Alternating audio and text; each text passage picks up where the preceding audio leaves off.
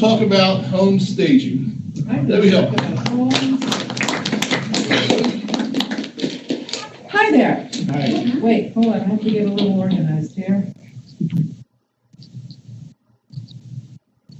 I'm Debby Hill.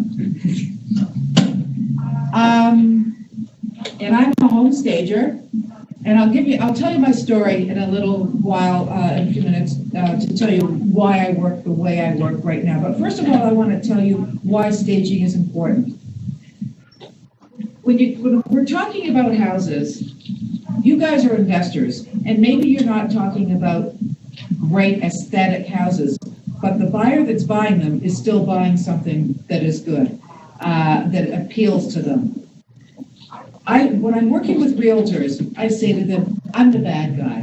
I go in and I tell the seller. Now, you guys aren't always working with sellers, but if you are, that's normally how I work. When I'm working with a realtor, I go in and I work with the sellers and help them get the house ready to sell. If you're a realtor, you don't want to dilute your relationship with the seller and tell them to get rid of their clutter, to do all the things. And you look like a big shot by hiring a professional like me.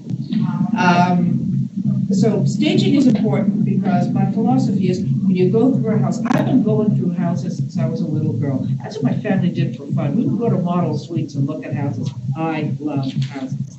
And to me, the more times you go into a house and you go, wow, and the fewer times you go, ew, that's important. So I try to get more wows, and you have to just know how to get those little tiny wows and get rid of the little oohs. I'm from Toronto, Canada, and I've been here for 22 years in Nashville. I moved here because of taxes, and now I'm here. And for some silly reason, when I think of real estate prices, I'm always thinking in Toronto prices, so everything here looks cheap to me. Everything's a great deal to me. I started my design company in 1977, Deborah's Design Interiors. I was a real live interior designer. I sold fabrics and wallpaper and did all the things that an interior designer does. I had high-end clients, but mainly I worked with builders and helped people when they were buying a condo or a house, pick the things that the builder was giving them that came along with it. I got to be the designer for that. And then I got to help them buy the things for their house, drapes and wallpaper and carpet and things like that.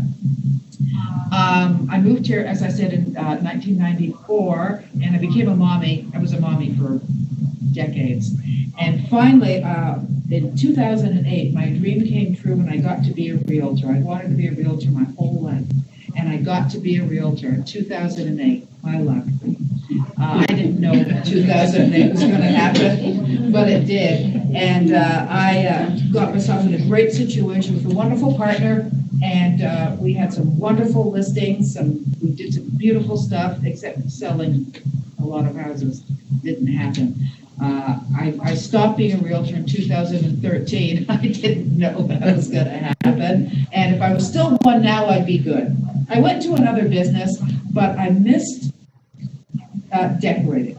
That's what I do the most. That's really my passion. Being a realtor, I was too old. It was too late for me, but I love the houses, I love the people, and I love the decorating. So I started staging primarily for realtors because I know so many of them, but I'm doing decorating work, but I understand how realtors work. I understand the whole psychology of selling a house.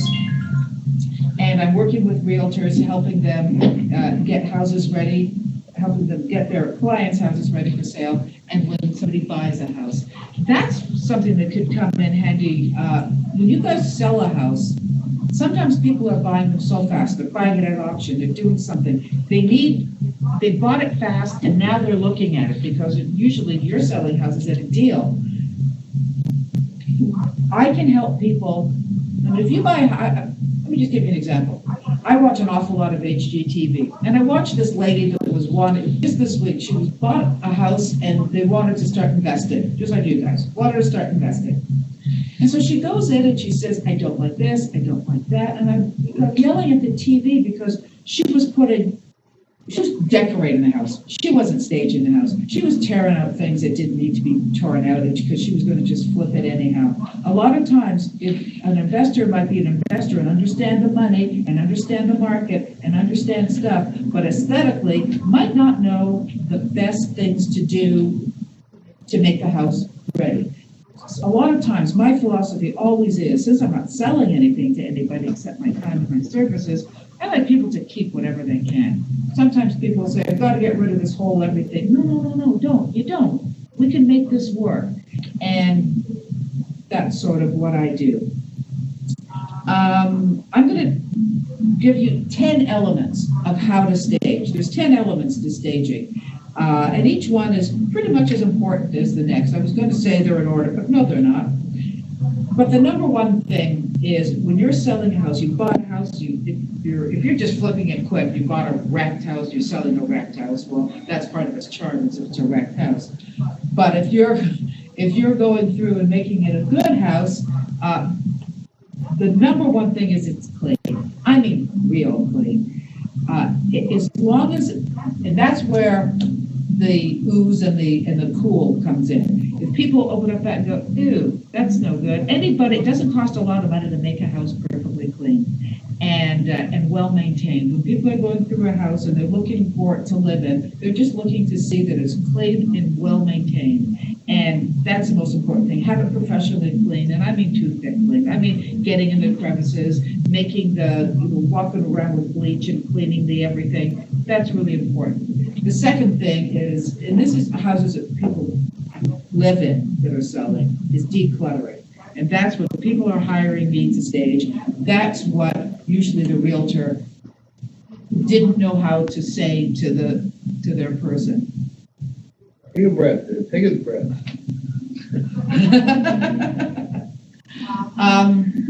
Usually a realtor would say, Trying to tell somebody their house is too cluttered. It's hard to tell people. And that's where I come in to be the bad guy. I can go in and I'll make jokes with them and I'll work with them. I'll say, look, you're going to sell your house real fast. Let's start packing. Let's start moving. Let's start getting it out of there. And that's really important to declutter and depersonalize. When you walk in, I told you I love to go to houses. I love to go to open houses, and everybody does it. I'm sure you all do it. You walk into a house that's for sale, and you want to know the story. You want to know, are there boys and girls clothes in the closet? Did he move out? Did she move out? What's this? Oh, those kids went to school there. When you have a house for sale, it's really great not to be able to get the story. Have the pictures gone, have the diplomas gone, have the, people shouldn't know what your political affiliations are, and if at all possible, your religious affiliations, your football team's affiliations. If you are strong somebody fan and you walk in and there's your opponent, you go, oh, I hate this house, they're that fan. And I've had that before. So if you're selling a house, that's important. Another thing is odors. Do anything you can to make the odors not be there. Mark was talking about putting cinnamon around. You take lemons and put them down the drain. Put that garbage disposal on. Was that a Canadian word, garbage disposal? No, that's right. That's all right. Okay. Sometimes I talk Canadian. Put lemons down the drain. Do whatever it is to have the odors go away. Have the carpets clean so that the pets aren't smelling. Make the pets go away. Make the pets go away. That's another thing. Send the pets to send the pets, and every trace of the pets go away. Now, you guys are buying houses, and you probably might want to do a once-over. What's the least I can do to this house to make it saleable? And a lot of times it's going to be painting, getting rid of the wallpaper, changing the carpet, and the only way to look at it is to have it as neutral as possible, not white, neutral. Just to have warm colors, not, some people say, well, let me do an accent wall. No, don't do an accent wall. Just make it as neutral as possible. If you're going to put in, just neutral, that's all I can say. And I'm sure you guys are in that situation because you're buying houses that need to do that. Same thing with flooring. If that carpet really is an eyesore and you're looking to spend some money, get rid of that carpet. Do whatever it is to get rid of that carpet. Boy, they've got some wonderful products now. If you're doing something on a budget and you don't want to put real hardwood flooring, they've got some beautiful vinyl products now that you can do that still look good, still give a great thing. But if that carpet is old and ugly, that'll just turn people off and get rid of it. Showing a house.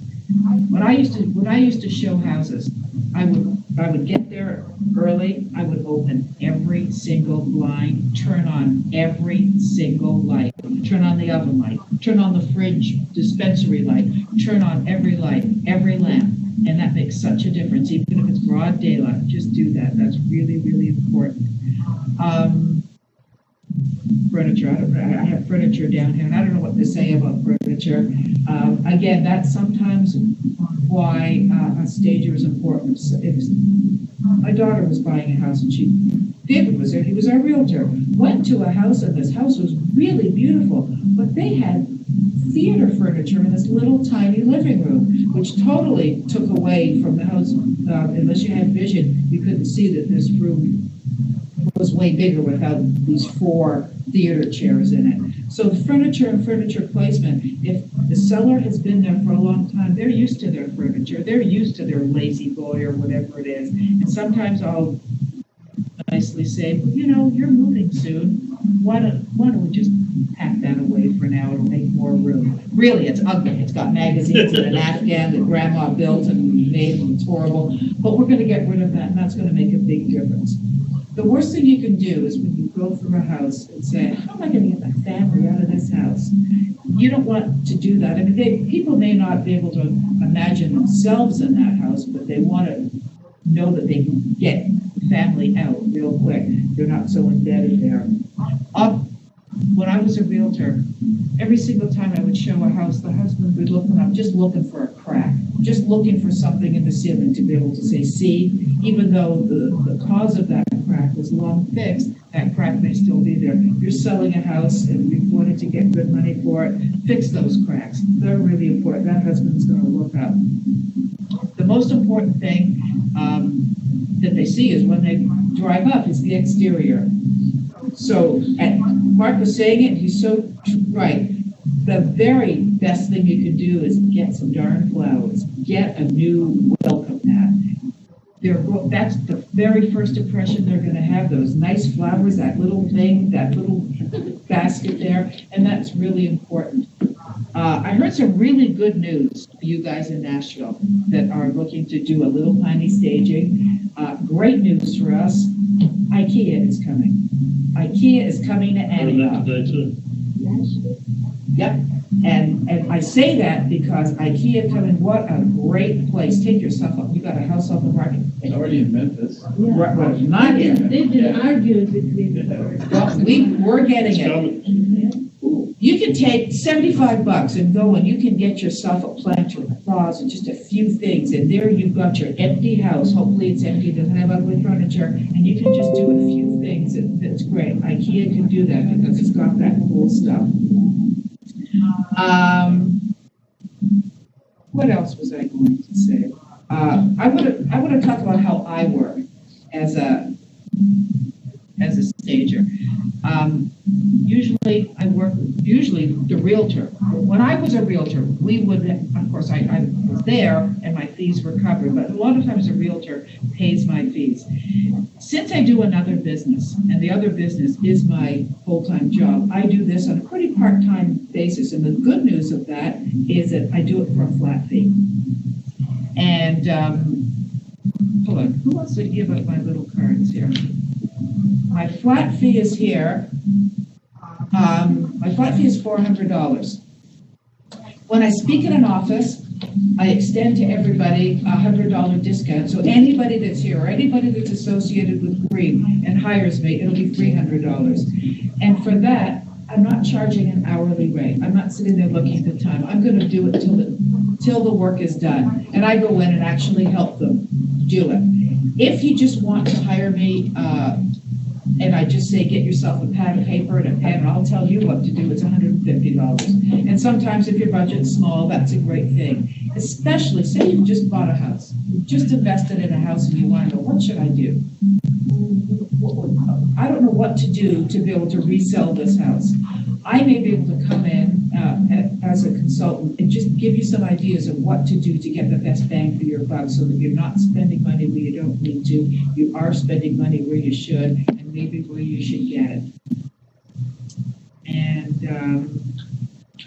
that's about it. Also, when you're selling houses fast, a buyer moves in, I may be able to, people hire me to go to where the buyer lives and envision their house, their new house with their stuff.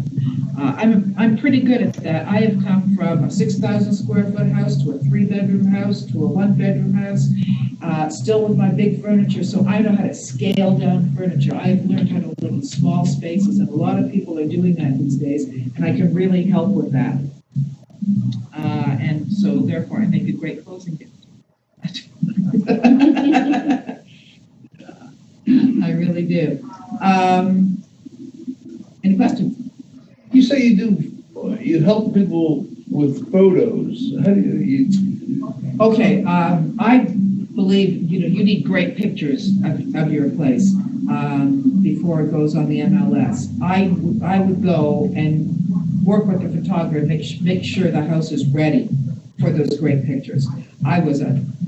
When it was my listing, I was a nut about the right thing being in the right place, and having nothing where it should be. As a matter of fact, if you want to see all my work, a lot of people ask to see my work, and what I have is all the listings that I did when I was a realtor is at Debby Hill Staging / Organizing, and I don't know if that's on my card.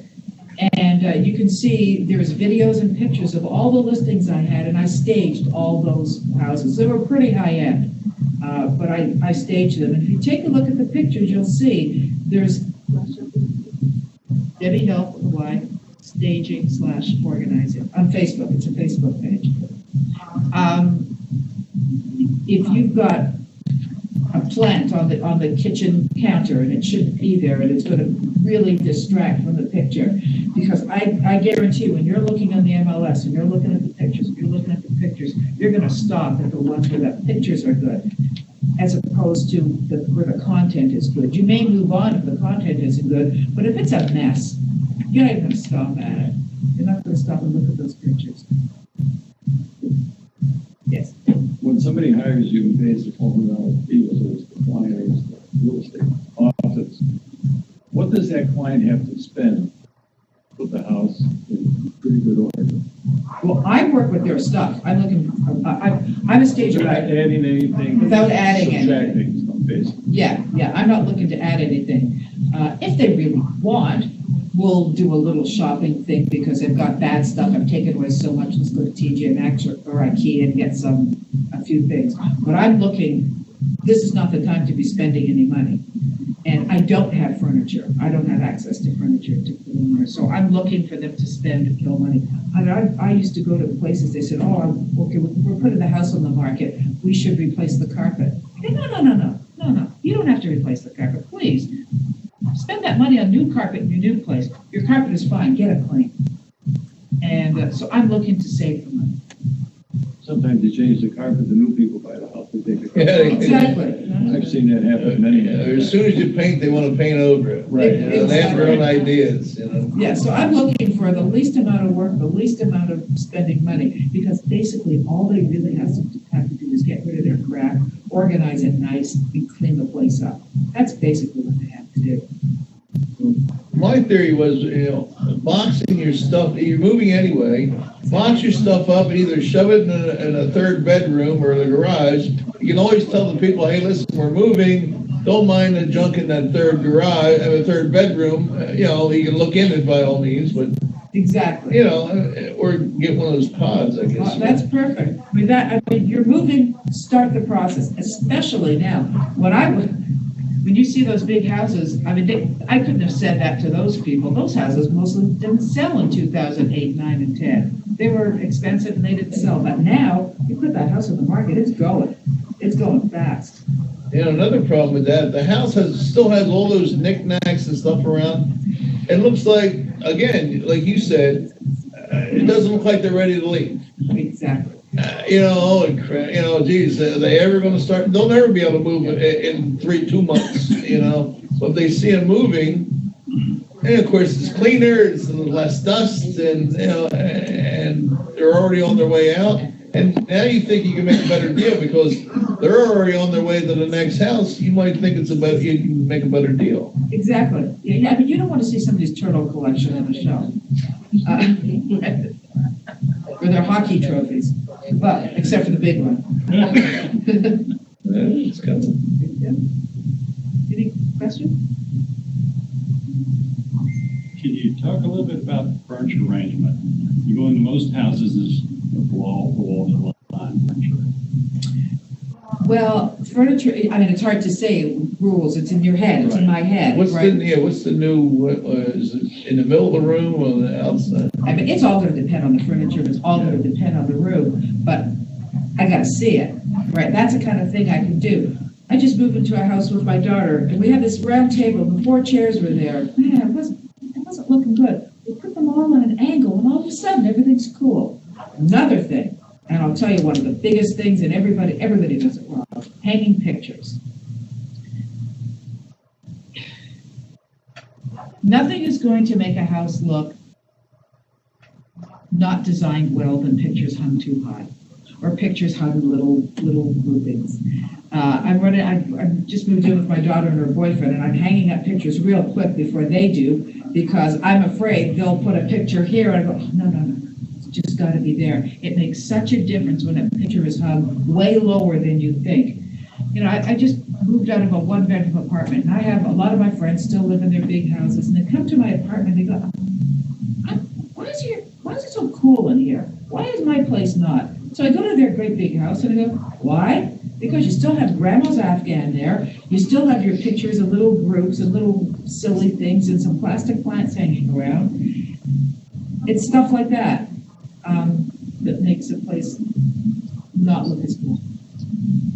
Isn't like the average person's nose is 2/3 down from the top or something like that? I don't know, if there's not really a rule, you just have to eye it. You just have to eye it, and you can take a picture. I have this beautiful painting that always looked great in my apartment. Now it's on a wall that's way too big for it. It doesn't look good like it did. When you get a painting and it's on the right wall, it looks so much better. I can see the right wall in my head. Well, I bet I'm guilty of hanging my pictures too high. I bet. Because I hang to where I want to look at them, and I'm not sure.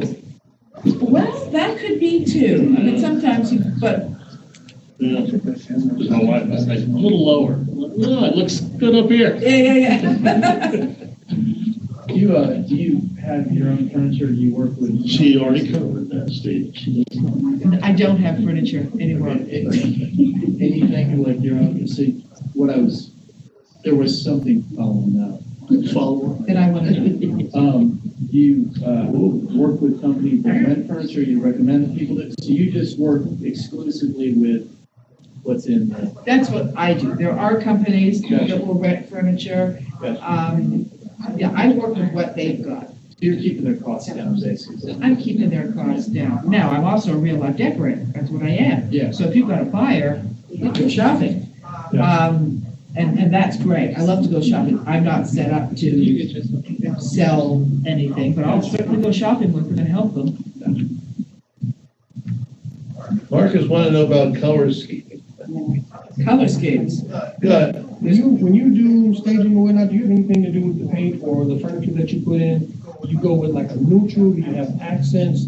Do you go with like a feng shui of like the walls or something? Like, let's get this crap out, let's put something in this color in the what do you do? Well, it all depends. I mean, sometimes I have to think of what other people like. I mean, to me, everything's going to be neutral. Everything's going to be black. Everything's going to be white. Everything's going to be not much color except for the art.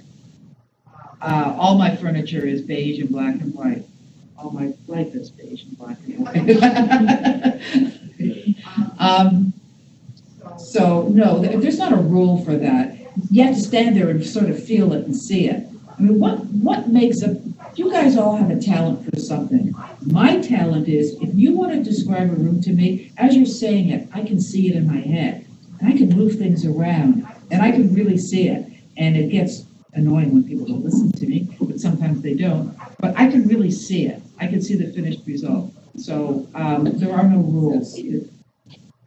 What about plant life? Plant life? Yeah, you add, like, you said something about plastic plants in your lawn. Yeah, don't have them. Unless well, you know, I say that, but then sometimes it's okay. You know, plastic plants on top there, no please. Or if they get too old. Once in a while, they're okay, but generally, no. And plant life, I don't have any anymore. I mean, there was a time in my life I had lots of plants. I don't have any anymore.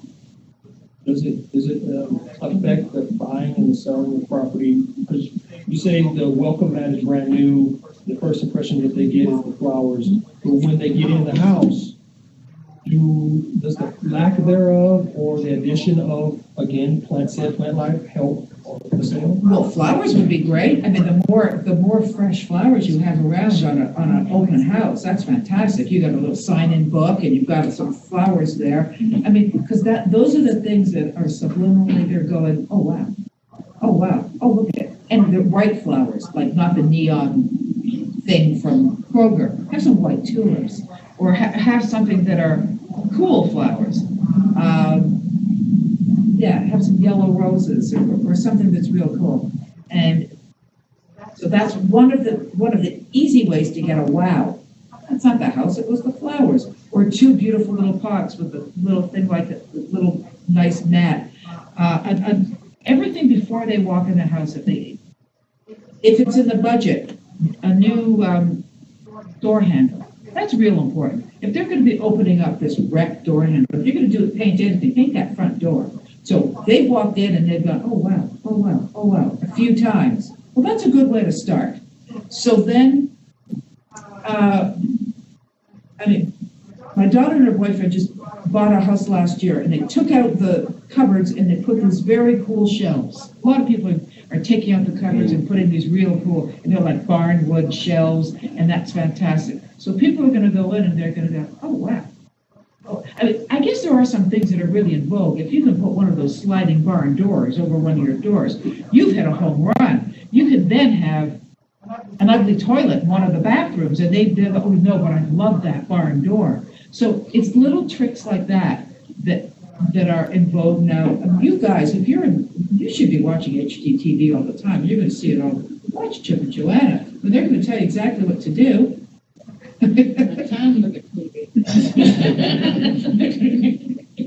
I sold a house last fall, and it was a difficult one to sell. It was redone, beautifully renovated, except the master bathroom. They ran out of money and left the brass in place. They killed their house, killed the flies. Did I see that house? I feel like I saw that house. Yes, you have. It took forever to sell it. And the problem is, as soon as it hit the market, frankly, the market started dropping in price. And they kept going because they didn't get that bathroom fixed. It delayed it, and the price kept dropping. If they had done it to begin with, it was a lot faster for 10,000 to 15,000 more. If they would have planned ahead. So maybe they did things that weren't necessary and they would have had money, because get that brass out of there. Yeah. Right, we gotta get that brass out of there. Yeah. So you say, Brad, you're talking about like the fixtures, faucets. Yep, and the walls and the cabinets, all in brass. Right out of the cheap fix. What about the shower? The shower would have been expensive. You would have to put a new shower frameless in and $2,000. You know, what I did in a flip reno is we painted with some of that metal. Yeah, if it'd stayed. It does until they move it.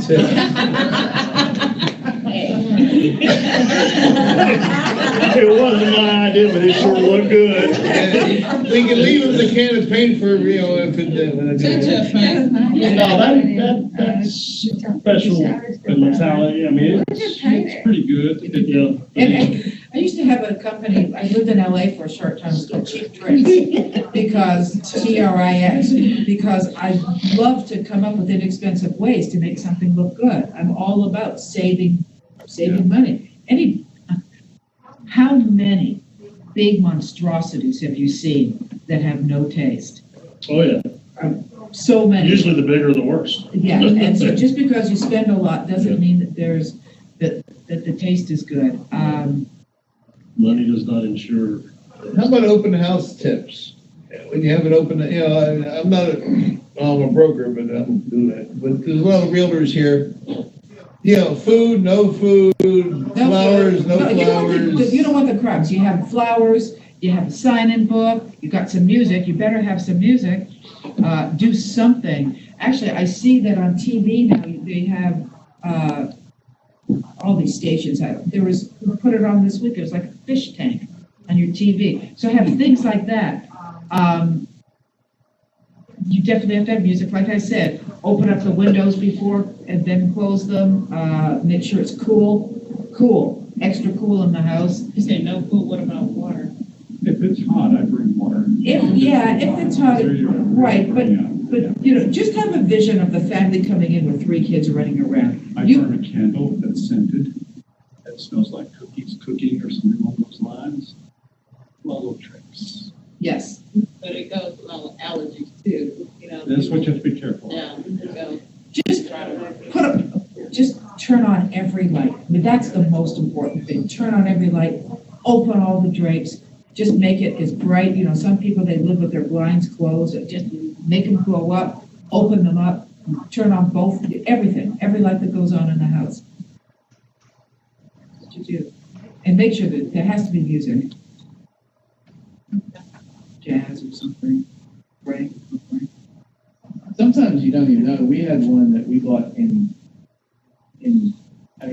it just stuck for a long time in Nolensville, and it was priced about right, but it just had a couple of odd,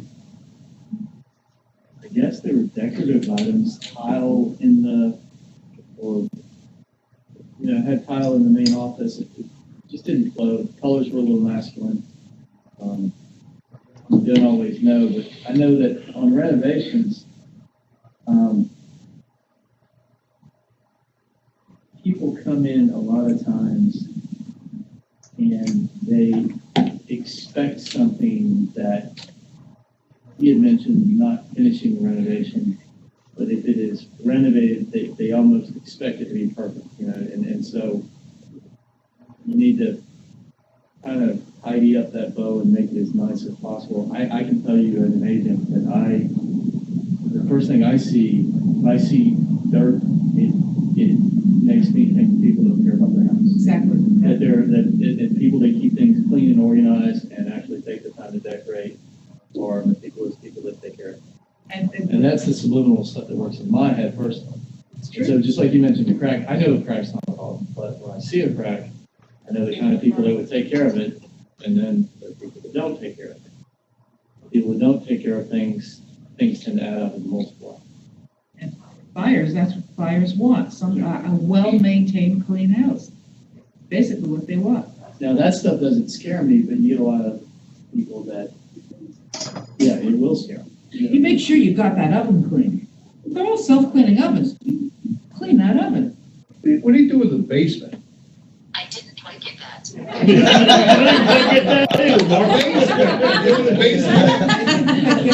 I'm going in Philly. Maybe you got cellars. I don't know what you guys call them It here. depends what the basement is. A dark, dingy basement that only has like that one bowl down there. What great storage. Well, again, if you're selling that house and you've got 30 years of life down there, get rid of that thing. Like it's before you have that open house, have that garage sale, have that whatever, get rid of that stuff because you're not taking it where you're going. You're not taking the old Christmas tins and the I don't know what, all the things, everything that you've accumulated over the years. So have that old dingy basement, get rid of the crap and have what's there stored nicely. That's what we do with that house we have in Kingston Springs. That the nice full basement, but it's so dark down there, it just looks moldy. You know what I mean? Well, maybe throw some big lights down there, and then, No, it is moldy. well, yeah. Well, you were supposed to do Clorox, and I don't know if you did. No, I sold that. Oh, okay. Well, It's so in mold. Wow. Load and loading. Make sure you get some Clorox. Yeah, we sold it already, I don't care if it's molded. All right. If they buy the AC, and don't come back to that home And I inspection. sold to rehab. Yeah, what I've always heard is there's 3-strike rule. If a buyer comes in and they're first negative, well, maybe I can live with that. Second negative, maybe we can overcome that. But you get 3 negatives. So, Those are 3 oohs, but if they're countered with a couple of wows, yeah, you see, if you've got some wows in there, if you've got, I don't know, they would all Right, depend. But right. something, but wow, that's cool. right. Because, I understand the bathroom's not done, and I understand there's a big crack in the driveway. But look at those shelves in the kitchen. I gotta have this house, Yeah. because it's got those shelves in the kitchen that I It's just want. like that trailer you bought that had the big place where you can work on your car. Out in Yeah. the woods in Murfreesboro. That I bought? And an above ground pool. Well, you didn't know you bought it, you just gave us the money. Yeah. Yeah. No, you. Oh, I did wind up buying it. Yeah. Yeah, from you. You made that. Yes, we did. But it had that wow factor. It It had- had turkeys in the front yard. We bought something that most, or he bought it, and I bought it from him like a wise businessman. All right, well, that's Debbie Hale for you.